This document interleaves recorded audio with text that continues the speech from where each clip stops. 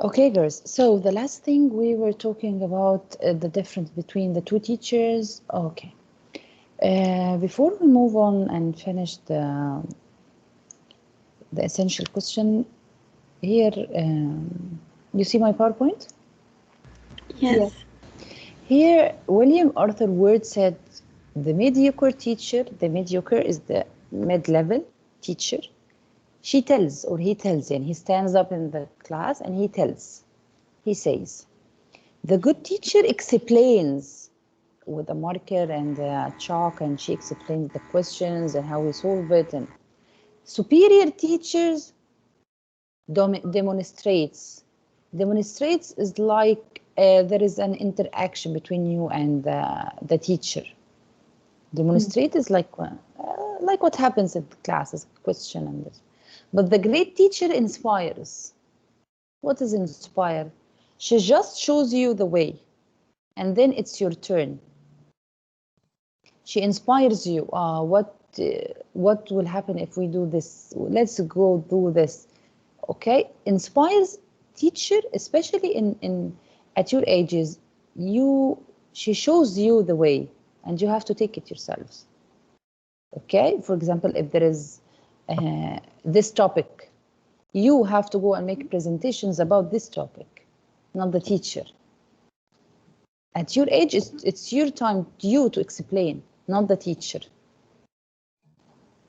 So the teacher in for 1 to 3, yes, you have to tell and explain and demonstrate.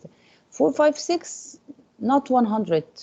The teacher's rule is not 100. Like 4 and 5 is 80%, then 6, 70%, like 7 and 8, 40%. At your age, the teacher's rule is to do like 20% of the job, and you have to do the rest. You write, you speak, you talk, you do everything. Okay? Okay. Yes. So we go to page 116, girls. As we said, we have to understand the preview academic vocabulary. Okay? We will take, the first thing we will take, girls, is the tone. The tone. Wait a minute.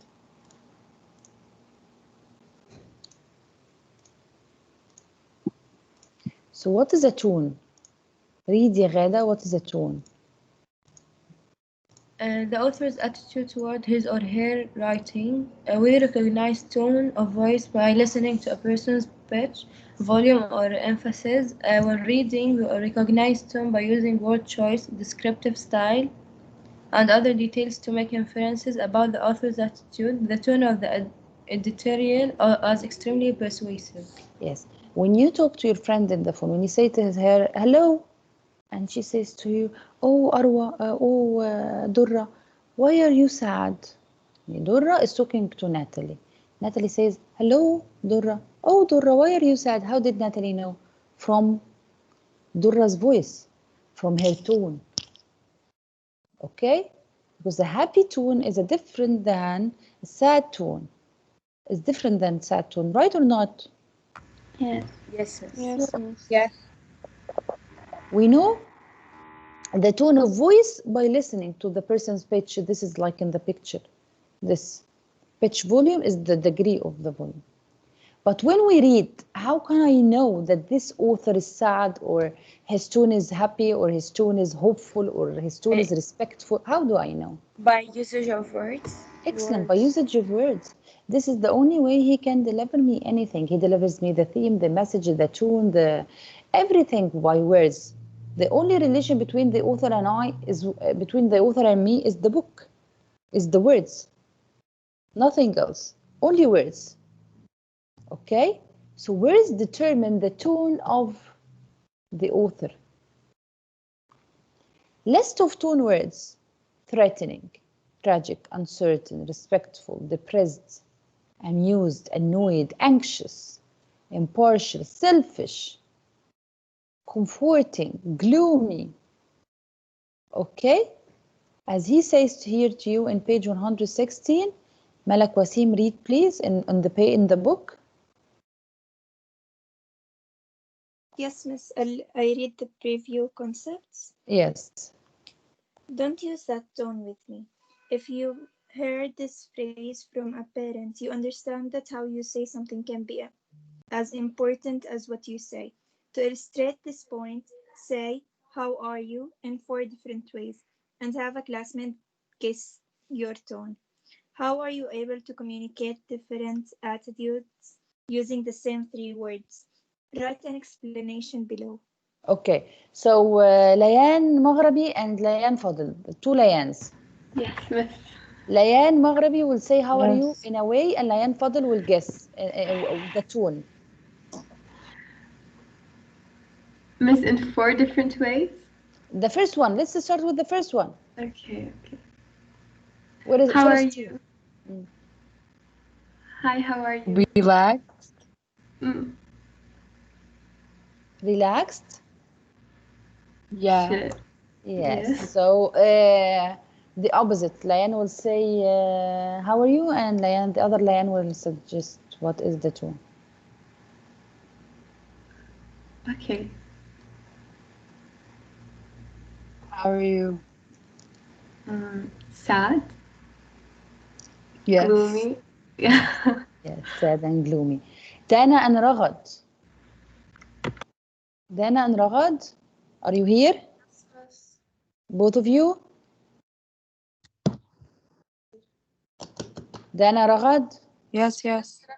Yes, Ragad, say to Dana, how are you in a way, and let Dana guess the tune.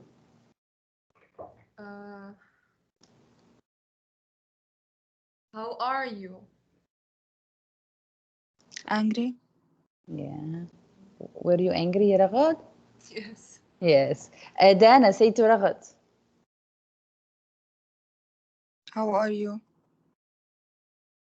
Sad. Huh? Sad. Sad. I felt like she's more bored. Yes, not interested at all. Why? I felt like she's, how are you, right? Yes. Yeah. So this is how we determine the tone, how I determine how she feeling by the tone of her voice. As we said, in the writing, we only have the words. So continue reading. Thank you, Malak. Continue reading, yeah, Natalie. Unlike when you speak. Yes, Miss. Yeah. Unlike when you speak, when you write, your word must communicate with your tone without using a volume, pitch, or gestures. Tone refers to the author's attitude toward the subject about what she or he is writing. In this chapter, you'll learn the various elements that contribute to a writer's voice. Tone is merely one of them. The following are some examples of four used to describe author's tone. Don't confuse tone with mood.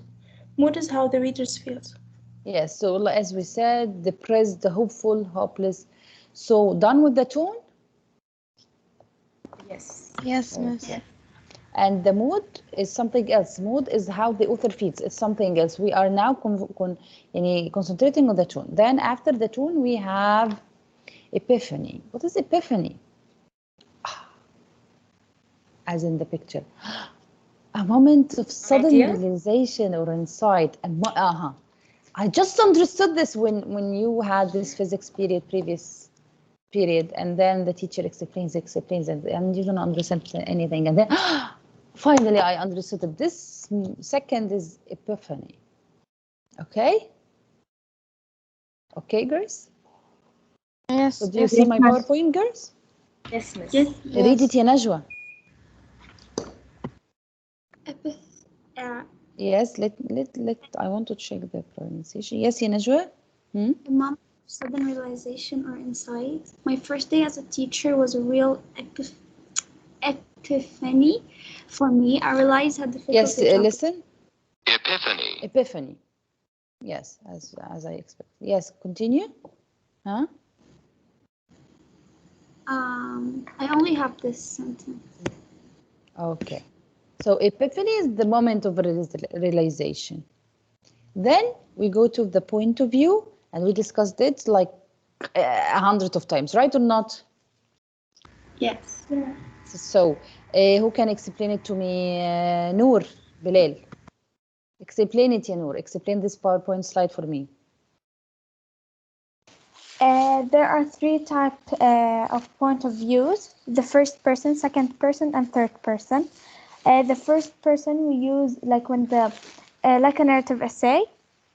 When we use I, we, and the second person, you, talking to a you, and the third person talking about somebody, like someone's story or something, by using he, she, it, or they. Thank you, Habibti. Noor, Yusuf, explain for me this slide. After the first person, second person, we have third person, limited and omniscient. Explain the difference between limited and omniscient. Yes, Miss. There are two types of third-person point of view. There is limited. The limited is when the story is about he or she. Yes. Like it's outside outside of the story. And yes. The So omniscient. The limited knows how the thoughts and feelings of how many characters. Limited. He knows the everything about how many characters in the story. Only one character. One. Only one. Yes. Limited, only one.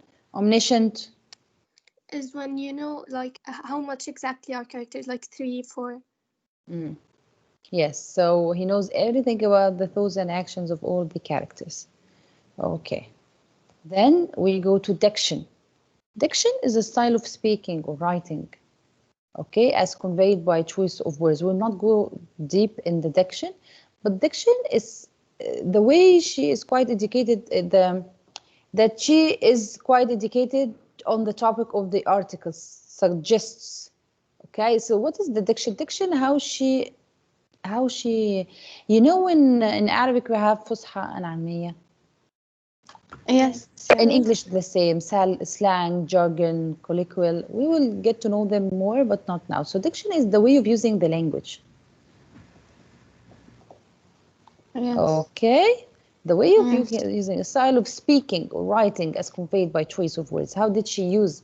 So she used the slang language. So, hey, bro, hey, this is slang language or formal language or jargon language, okay? Then we move to figure of speech. Figure of speech. Okay. Jumana, are you here? Jumana? Yes, miss. Yes, Jumana, explain for me what is figure of speech, dear. In a sentence to express something. Yes, what is it, dear? What is figure of speech? A sentence to express feelings or describe something. Yes, like what? What are kinds of figure of speech? Figures of speech. Metaphor, simile, irony. Yes, yes, yes. Thank you, Jumana. Durra? Yes, ma'am. Yes, Durra, what is a metaphor, Durra? A metaphor when you like relate something to like another thing. I relate thing to another thing. Excellent. I use as or like? No. It's a simile. Yes. Metaphor is when I compare two things, or I say something is another thing without using as or like. When do I use as or like, Durra? When it's a simile. When it's a simile. But what is a, thank you, Habibti, thank you, Durra. What is a personification, Dareen? What is a personification? Personification. Dareen? Yes, miss. What is a personification? Person and fication.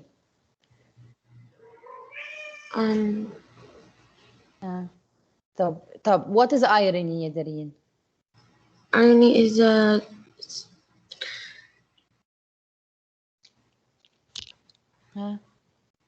when I make fun of anything, right? Irony is verbal irony, for example. Yeah. When I say it's hot, but while it's cold, right? Yes. Okay. Okay. Ragad. Ragad? Yes, miss. What is personification, Ragad?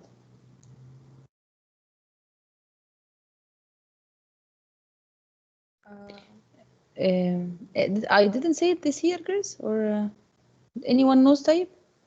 I know. Who knows it? Sarah. Sarah, and who too? I know. Jumana. Okay, Jumana, say it. It's when you describe something or like human.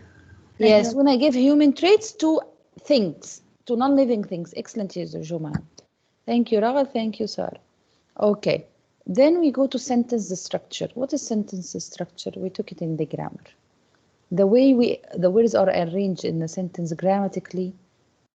Okay, so here I put the subject, here I put the predicate. Sentence structure in English is different than in Japanese, and different than in Deutsch, and is different than Arabic. So sentence structure, the way words are arranged in sentences grammatically, including the placement of nouns and verbs. So here is the subject, here is the adverb, here is the adjective, and the kind of sentences, because in English language we only have 4 kinds of sentences: simple, compound, complex, compound, complex. These are the 4 kinds of sentences. Like in Arabic we have what? No, the sentence itself. اسمية, فعلية. اسمية فعلية. And what else? شبه جملة. Yes. You know this that Sarah said is the phrase. Yes. Yeah. Yeah, it is not a whole sentence. It's a phrase. Yeah. So subject, predicate, how we arrange them. And this is it. This is the sentence structure, how we form the language, how we form the sentence. Then, girls, we move to page 117. We finished the academic vocabulary. We move to 117. 117, when I was at your age, I studied this story at school, Hard Times. And believe me, it was melancholy story, a sad story. It was really hard times teaching it, studying it. It was, I don't know till now why I studied such a gloomy story. Hard Times, it's written by Charles Dickens, and Charles Dickens is one of the greatest English authors. I will show you, here is it. Yeah, I want to show you this one. And from now, do you have any homework? No, we don't have today. Okay, thank you. Okay.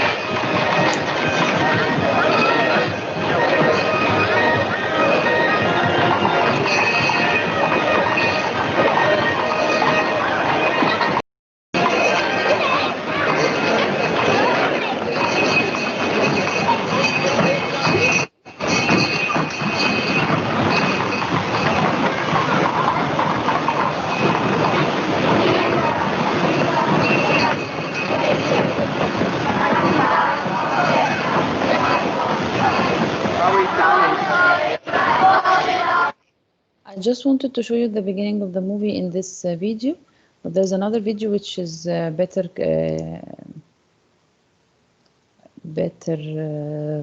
What is it? Better screen. What do we call it? Better resolution. Yeah.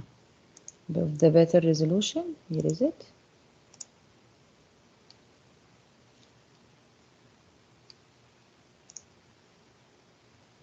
My own children. And in this school, you'll be brought up in it too. Stick to facts, sir. That is your charge here. Girl number children. And in this school, you'll be brought up in it too. Stick to facts, sir. That is your charge here. Children. And in this school, you'll be brought up in it too. Stick to facts, sir. That is your charge here. Girl number 20. Who is that girl? I don't know that girl. Sissy Jube, sir. Sissy is not a name. Don't call yourself Sissy. Call yourself Cecilia. But his father always calls me Sissy, sir. He always did. Then he has no business to do it. Tell him he mustn't. Who is your father? He belongs to horse riding, if you please, sir. We don't want to know anything of the horse riding here. Don't tell us of that. And tell him there must be no more Sissy. Give me your definition of a horse.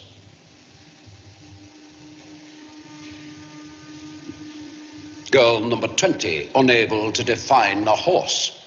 Girl number 20, possessed of no facts in reference to one of the commonest of animals. Some boy's definition of a horse. Yours. Quadruped. 40 teeth, namely 24 grinders, 4 eye teeth and 12 incisors. Sheds coat in spring, and in marshy countries sheds hooves too. Hooves hard and requiring to be shod with iron. A horse, sir.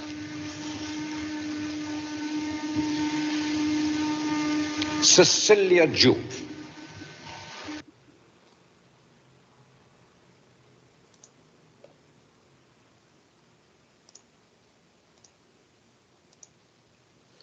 Girls is still here, or you left or what? Yes, miss. I will share. I will show you. I will show you this.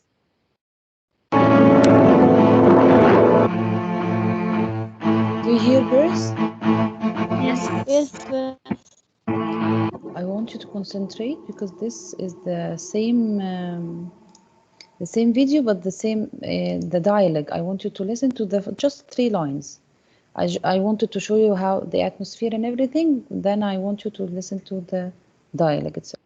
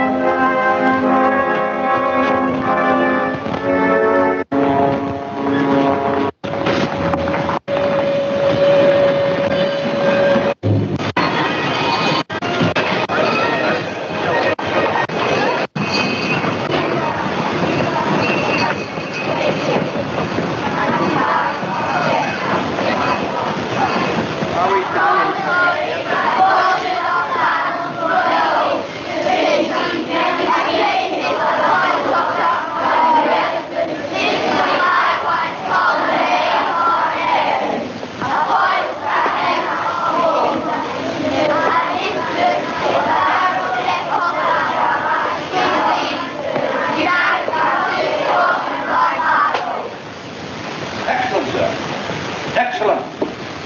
Facts. Those are facts. Facts. Mark that, children. Facts alone are wanted in life. Plant nothing else.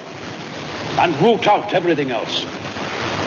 The minds of reasoning animals, and that is what you are and what I am, and that is a fact, can be properly formed only by fact. That is the principle on which I bring up my own children. And in this school, you'll be brought up in it too. Stick to facts, sir. That is your charge here. girl number 20. That's it, girls. So what happens here? What's happening here? This is what happens here. This is a part of the story Hard Times. Okay, written by Charles Dickens. Okay, and on page 117, Sarah, read please, yes, Sarah. Yeah. From the The book. following excerpt is from Charles Dickens' book Hard Times. The speaker is Mr. Grand, who's advising his children's teacher on the best way to teach his classes. So Now- this sir that we saw that he says facts is the one he talks. He advises the teacher to stick to facts. Now, what I want is facts. Teach these boys and girls nothing but facts. Facts alone are wanted in life. Plant nothing else and root out everything else. You can only from the minds of reasoning animals upon facts. Nothing else will ever be of any Reasoning service. animals, he referred these reasoning animals to people, because we are reasoning animals. We are animals, but we think, so we are reasoning animals. This is what they used to say about human people, that they are animals with a mind. Yes. This is the principle in which I bring up my own children, and this is the principle in which I bring up these children. Stick to facts, sir. Stick to facts there. Sir, this is your job. Okay? And then we will read now a description of the scene that you have just watched. Continue.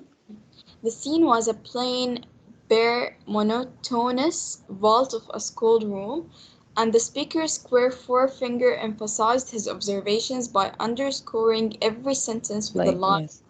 Yes, with sentence with a line, yes. On the schoolmaster's sleeve. The emphasis was held by the speaker's square wall of a forehead, which his forehead was like a wall. Which had his eyebrows for its base, while his eyes found commodious,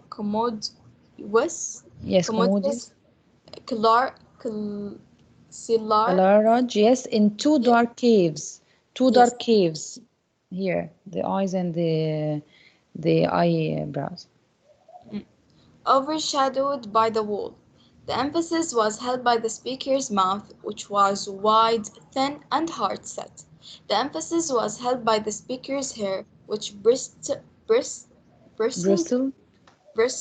on the skirt of his bald head, a plantation of firs to keep the wind from its shining surface, all covered with knobs, like the crust of a plum pie, as if the head has scarcely warehouse room for the hard fat stored inside.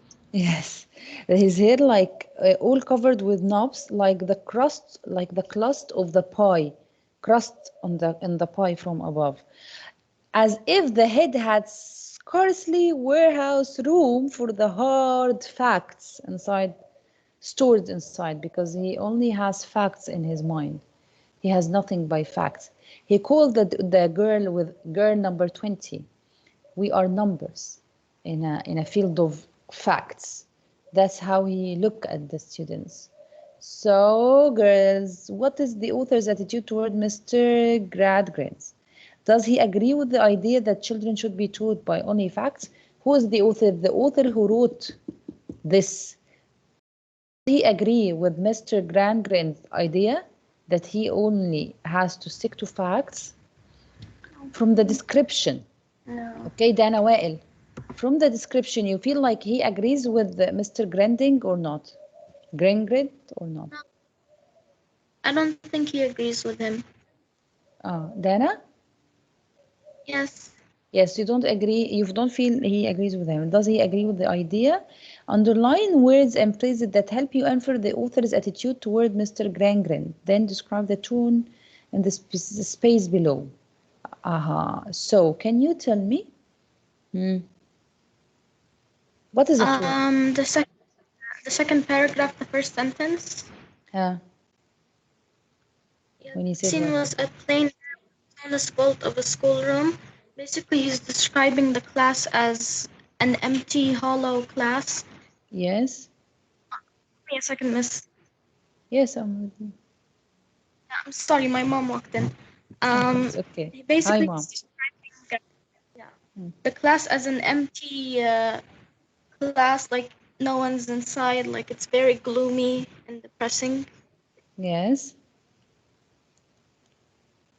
And the way he describes the teacher, Yes. it's like very, how do I say it, insulting in a way. Yes, and so yes. Yeah. Great. What else? That's all I can think of. Thank you, dear. Thank you so much. Rima. Bayan, I love your analysis, ya Bayan. If you're here, please analyze with me. I miss your analysis. Rima.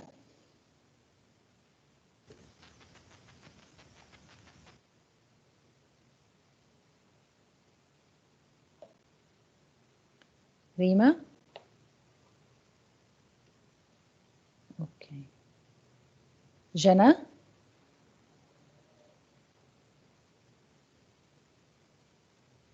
Jana?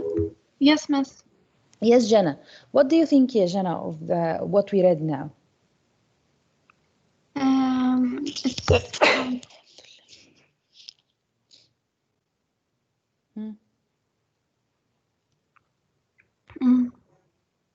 What do you think? He agreed with the man or not?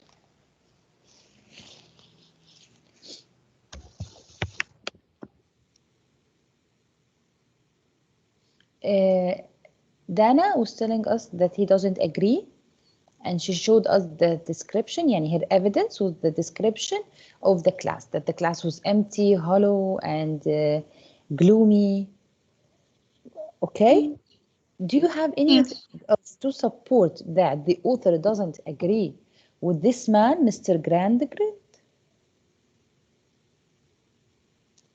Gradgrind? Who has, girls? Do you know anything that Kadra?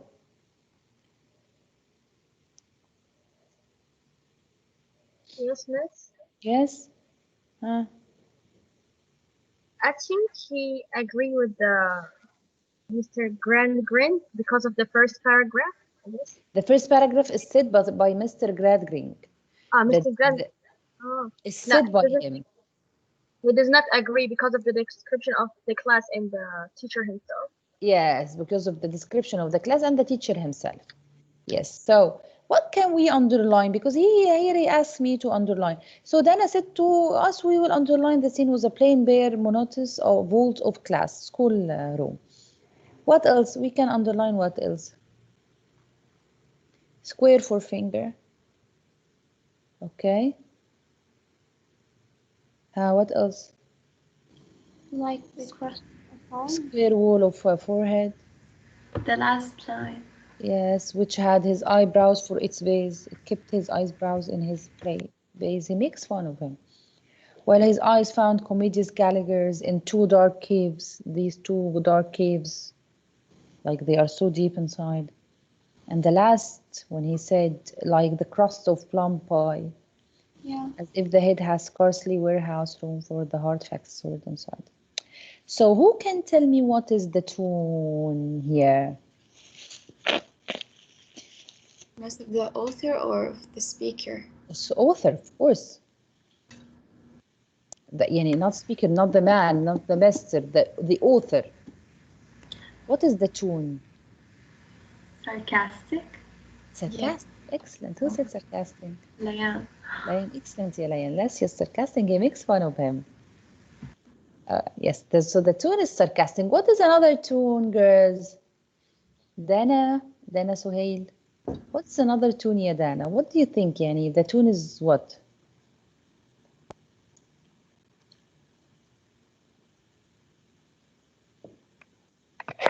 Can I go to the bathroom? Yes, go.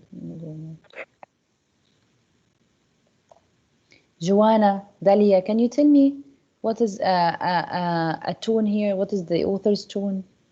Balqis, you didn't participate with me today. Balqis, Rama. Balqis, Rama. Joanna, Dalia. Okay, girls. Any other girls? Do you know what is another tune, girls? Judgmental. Judgmental. Sarcastic. Yeah, sarcastic. Yes, what else?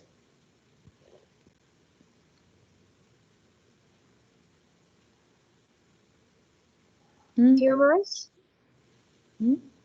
Humorous. Humorous, yes. Yes. So humorous, sarcastic. Who said humorous? Kadra? Yes. Yes.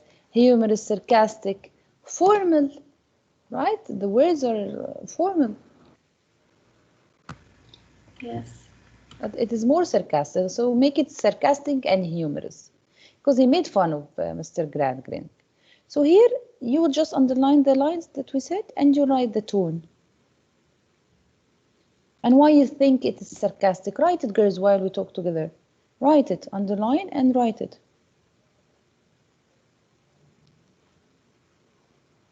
Okay? When he said you can only form the minds of reasoning animals, girls, is it respectful for us? No. Yes, so it's also you have to underline it. Reasoning animals. So when he said Mr. Gradgrin, when he said reasoning animals, then this you highlight, underline. When he described, as Dana said, the description of the classroom as plain and monotonous board of classroom is also highlighted. If the head, who said the last line, Sarah or Layan? The head had scarcely warehouse room for the hard facts. I think Layan. Stored inside. So this is you also underline. Okay, so it helps us to think that this Mr. Gradgrin is like a fool. The author made a fool of him. We laugh at this personality and how come this character talk like this?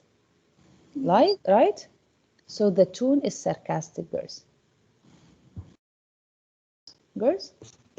Yes. Yes. Are you sure? Yes. Charles Dickens, Hard Times, and the most important opening scene was the facts. This was the opening in the story. This was his first page in the story. So he talks about teaching and the way of teaching and methods of teaching, because this is the main question for the whole unit. Done, girls? Yes. Yes. No questions? No. No, thank you. Okay. I see you tomorrow. I have you tomorrow, right? Yes. Bye. Bye, Miss. Bye, Miss. Have a nice day.